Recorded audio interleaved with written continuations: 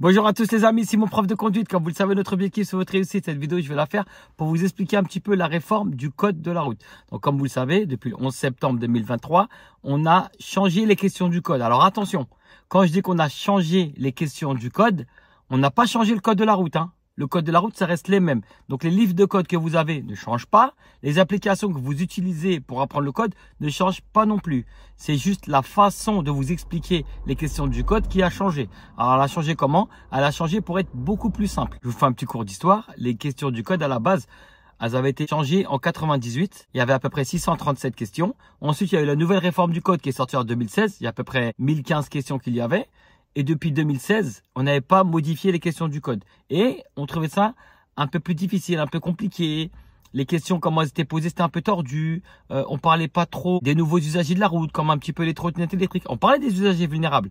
Mais on prenait pas conscience qu'on mettait aussi dans le lot quelquefois les trottinettes électriques. On a l'impression que ces gens-là, c'était des ennemis sur la route. D'accord? Alors que c'est des usagers vulnérables de la route. On est obligé de les considérer. Et dans le code de la route, on en parle. Donc, il était un petit peu normal de poser des questions sur leur vulnérabilité. D'accord? Alors, à quoi consistent les questions? Alors, déjà, elles consistent à faire en sorte que les images soient plus fluides. Qu'est-ce qu'on a fait? On a pris des drones pour filmer en hauteur, pour que ce soit beaucoup plus réaliste. La façon comme on a décrit les questions, on a mis des phrases beaucoup plus simples, beaucoup plus faciles à comprendre. Et les images, comment elles sont illustrées? Quand on va vous parler des véhicules, on a mis des petits icônes où on parle du véhicule A, véhicule B. Comme ça, vous savez le véhicule A de qui on parle, le véhicule B de qui on parle, véhicule C au cas de besoin. On a aussi mis des petits icônes où à l'intérieur, on va vous parler des piétons, des cyclistes. Si jamais on vous parle des cyclistes, des piétons, des motos, des enfants, on vous met un petit icône avec à l'intérieur l'usager duquel on parle pour que ce soit plus facile à comprendre pour les questions. Et aussi, si jamais vous avez des questions avec plusieurs réponses possibles, maintenant vous aurez un petit icône et dans l'icône, il y aura marqué plusieurs réponses. Si vous voyez l'icône où il y a marqué plusieurs réponses, ça veut dire qu'il y aura plusieurs réponses qui seront possibles. Parce que se rendre compte que quelquefois, les élèves faisaient 6, 7, 8 photocodes de la route. Généralement, des fois, quand vous faites trop d'erreurs, c'est parce qu'il y avait plusieurs réponses possibles et au lieu d'en donner plusieurs, vous n'en avez donné qu'une seule. Donc, c'était un petit peu bête et un peu méchant. Les termes utilisés aussi, les mots, comme par exemple le mot anneau. Quand on disait le mot anneau, on savait pas trop. On parlait d'un rond-point, d'un giratoire. Donc, on a mis des termes beaucoup plus simples. Quand on parle du rond-point ou quand on parle du giratoire, on vous le dira. On a parlé du rond-point ou du giratoire. Les questions un petit peu tordues comme je dois, je peux, on ne sait plus si on doit, si on peut. Je prends l'exemple d'une ligne continue. Vous avez une ligne continue. Alors, tout le monde sait que quand on a une ligne continue avec un cycliste, on a le droit de mordre la ligne blanche pour pouvoir dépasser le cycliste. Mais dans la question, on va vous dire je dois ou je peux. Alors, je dois, c'est comment? Est-ce qu'il y a un véhicule en face? À la base, oui, je peux. Mais là, est-ce que je peux parce qu'il y a un véhicule en face? On ne sait plus trop. Donc là, fini ces questions-là.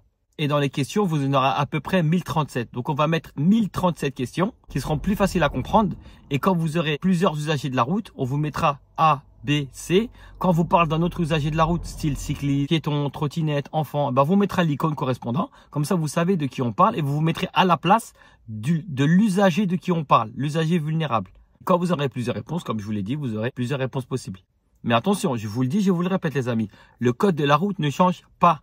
Les questions seront plus faciles, mais les règles du code restent les mêmes. Donc, les livres de code que vous avez ne changent pas et les applications que vous avez ne changent pas. S'il vous plaît, par pitié, maintenant qu'on a fait en sorte de vous mettre le code facile, arrêtez de l'acheter, le code de la route. C'est trop dangereux. C'est chiant pour nous, les moniteurs, parce que derrière, on vous refait des cours de code. C'est compliqué et c'est dangereux pour vous. 1, c'est interdit. 2, c'est trop dangereux pour vous. De vous laisser conduire sur la route avec un code acheté, c'est très dangereux. Et en plus, c'est illégal. C'est pour vous que je dis ça. Donc voilà pour la nouvelle réforme. Donc si vous avez la moindre question, le moindre doute, n'hésitez pas. On est là pour répondre à toutes les questions, que vous fassiez partie de notre école ou pas du tout. Et on a tous les réseaux sociaux pour vous aider. D'ailleurs, n'hésitez pas à liker la vidéo en cas de besoin et de vous abonner. On a TikTok, Snapchat, YouTube, tous les réseaux sociaux pour vous aider à améliorer votre conduite. D'accord les amis? Bon courage à tous.